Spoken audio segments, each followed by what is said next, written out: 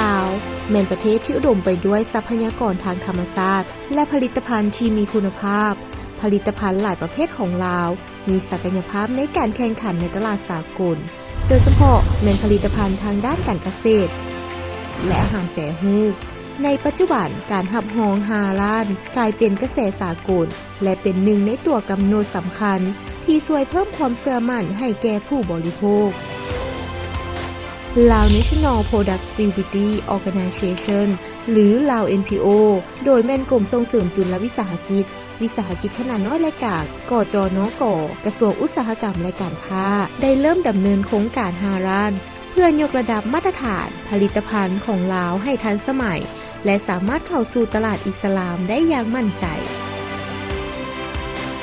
โครงการนี้บ่เพียงแต่ส่งเสริมการพัฒนามาตรฐานการผลิตและผลิตภัณฑ์แต่ยังสร้างความเข้มแข็งให้แก่วิสาหกิจท้องถิ่นในการปรับปรุงขบวนการผลิตและหับหองมาตรฐานสากลพร้อมกันนั้นยังเป็นโอกาสให้ผลิตภัณฑ์ลาวได้แสดงศักยภาพในตลาดต่างประเทศและเป็นส่วนหนึ่งในการสร้างภาพลักษณ์ที่ดีให้แก่ประเทศลาวในระดับสากลโครงการฮาลาลถูกจัดตั้งขึ้นโดย Lao NPO ร่วมมือกับ Asian Productivity Organization หรือ APO เพื่อพัฒนาความรู้และขบวนการผลิตตามหลักฮาลาลในบริษัทลาวภายใต้โครงการนี้ Lao NPO ได้จัดอบรมให้แก่พนักงานรัฐนักวิชาการและผู้ประกอบการเพื่อเพิ่มความเข้าใจเกี่ยวกับมาตรฐานฮาลาลและการจัดระบบการผลิตที่มีประสิทธิภาพ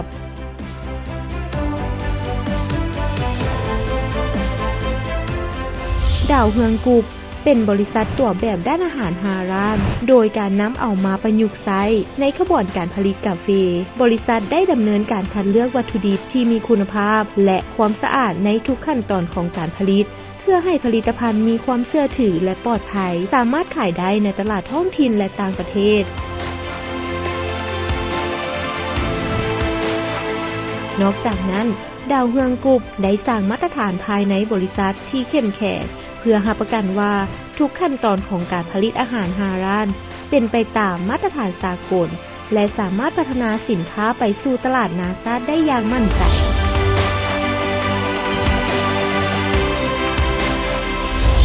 บริษัทสมไซเจริญส่งเสริมการเกษตรได้นำ Halal Management System ไปประยุกต์ใช้ในการผลิตเพื่อลดผ่อนของเสียและสิ่งเศษเหลือและพัฒนาประสิทธิภาพเพื่อให้ผลิตภัณฑ์มีคุณภาพสูงและสามารถขายได้ในตลาดสากล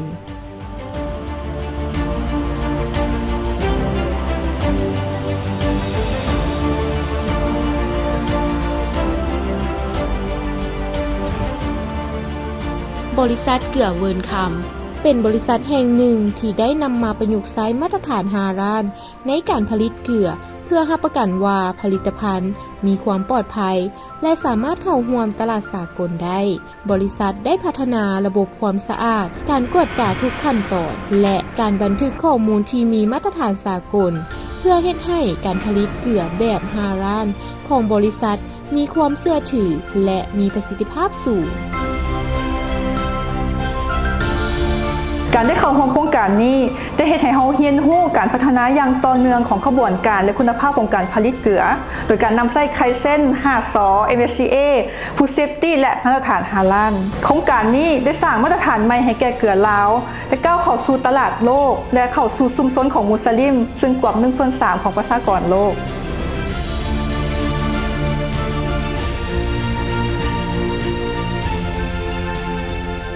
โครงการฮาลาลของ Lao NPO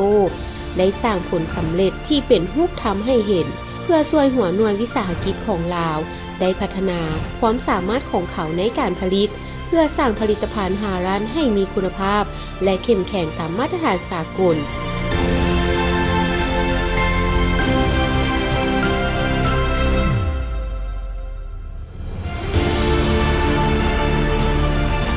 โครงการนี้สร้างความเข้มแข็งในระดับบริษัทและก็เป็นแนวทางให้วิสาหกิจลาว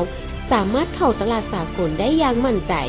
ซึ่งนี้เป็นผลสำเร็จที่ชัดเจนในการยกระดับมาตรฐานการผลิตแบบฮาลาลของสปป.ลาว